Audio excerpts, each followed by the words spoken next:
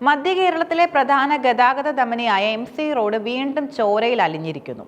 മോനിപ്പള്ളി ഉദയഗിരിക്ക് സമീപം നടന്ന വാഹനാപകടം ഒരു കുടുംബത്തിന്റെ സന്തോഷങ്ങളെയും പ്രതീക്ഷകളെയും നിമിഷ നേരം കൊണ്ട് ഇല്ലാതാക്കിയിരിക്കുകയാണ്. ആലുവ തിരുവൈരാണിക്കുളം ക്ഷേത്രത്തിൽ ദർശനം കഴിഞ്ഞ് മടങ്ങുകയായിരുന്ന ഒരു സംഘം ആൾക്കാരാണ് മരണത്തിന്റെ പാതയിലേക്ക് ചെന്നുപെട്ടത്. ഈ അപകടം കേരളത്തിലെ റോഡ് സുരക്ഷാ സംവിധാനങ്ങളെയും ഡ്രൈവിംഗ് രീതികളെയും കുറിച്ച് ഗൗരവകരമായ ചർച്ചകൾക്ക് വഴി തുറന്നിരിക്കുന്നു. നീണ്ടൂർ ഓണംതുരുത്ത് കുറുപ്പുംപറമ്പിൽ KK സുരേഷ് കുമാറും കുടുംബവും സുഹൃത്തുക്കളും ചേർന്ന് നടത്തിയ യാത്ര അവസാനിച്ചത് വലിയൊരു ദുരന്തത്തിലാണ്.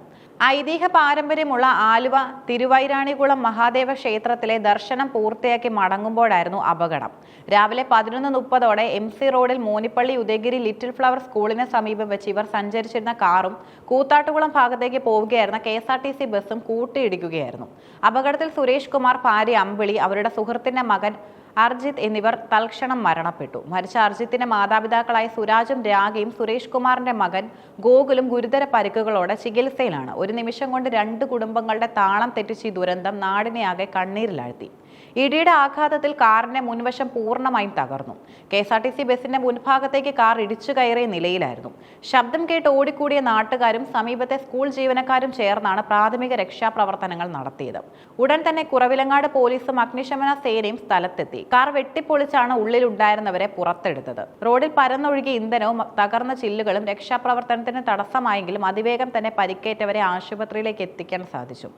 MC റോഡിൽ മോനിപ്പള്ളി മുതൽ കുറവിലങ്ങാട് വരെയുള്ള ഭാഗം അപകടങ്ങളുടെ വിളനിലയമായി മാറുകയാണ്. ഇതിനുള്ള കാരണങ്ങളും നിരവധിയാണ്. റോഡ് നവീകരണത്തിന് ശേഷം മികച്ച ടാർ ഉപരിതലം ഉള്ളതിനാൽ വാഹനങ്ങൾ അമിത വേഗതയിൽ സഞ്ചരിക്കുന്നു. MC റോഡിലെ പല ഭാഗങ്ങളിലും ശാസ്ത്രീയമായ ബാങ്കിംഗ് ഇല്ലാത്ത വളവുകൾ വാഹനങ്ങൾ നിയന്ത്രണം വിടാൻ കാരണമാകുന്നു.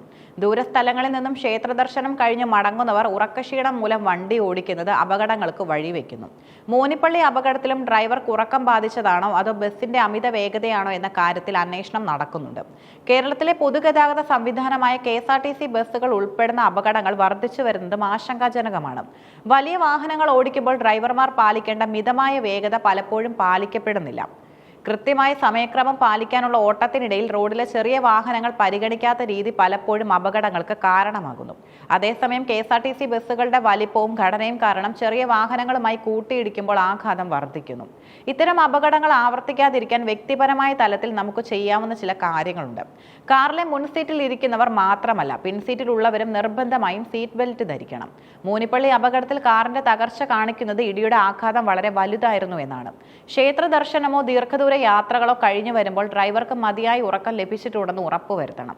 ഉറക്കം തോന്നിയാൽ വാഹനം സുരക്ഷിതമായി ഒരിടത്ത് ഒതുക്കി നിർത്തി 20 മിനിറ്റെങ്കിലും വിശ്രമിക്കുന്നത് അപകടം ഒഴിവാക്കാൻ സഹായിക്കും. ലിറ്റിൽ ഫ്ലവർ സ്കൂളിന് സമീപമാണ് അപകടം നടന്നത്. സ്കൂൾ മേഖലകളിൽ വേഗത കുറയ്ക്കണമെന്ന നിബന്ധന കർശനമായി പാലിക്കണം. റോഡ് സുരക്ഷാ അതോറിറ്റിയും മോട്ടോർ വാഹന വകുപ്പും MC റോഡിലെ അപകട മേഖലകൾ തിരിച്ചറിഞ്ഞ് നടപടികൾ സ്വീകരിക്കേണ്ടതുണ്ട്.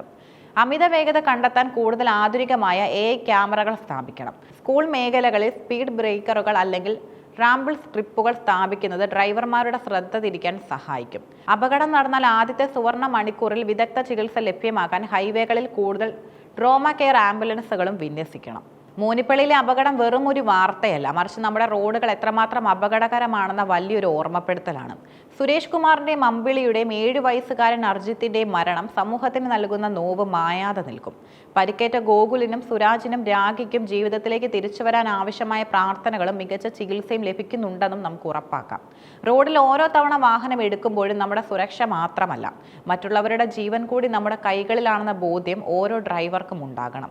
നിസ്സാരമായ ഒരു അശ്രദ്ധ കൊണ്ട് ഇല്ലാതാകുന്നത് ഒരുപാട് സ്വപ്നങ്ങളും കുടുംബങ്ങളുമാണ്. ഇത്തരം ദുരന്തങ്ങൾ ഇനിയും ഉണ്ടാകാതിരിക്കാൻ നിയമങ്ങൾ പാലിക്കുന്നതിനൊപ്പം മനുഷ്യത്വപരമായ ഡ്രൈവിംഗ് സംസ്കാരം വളർത്തിയെടുക്കേണ്ടതും അത്യാവശ്യമാണ്. സുരേഷ് കുമാർ, ഭാര്യ അമ്പിളി എന്നിവരുടെ സംസ്കാര ചടങ്ങുകൾ ഇന്ന് വൈകുന്നേരം 4 മണിക്ക് സ്വന്തം വീട്ടുവളപ്പിൽ നടക്കും.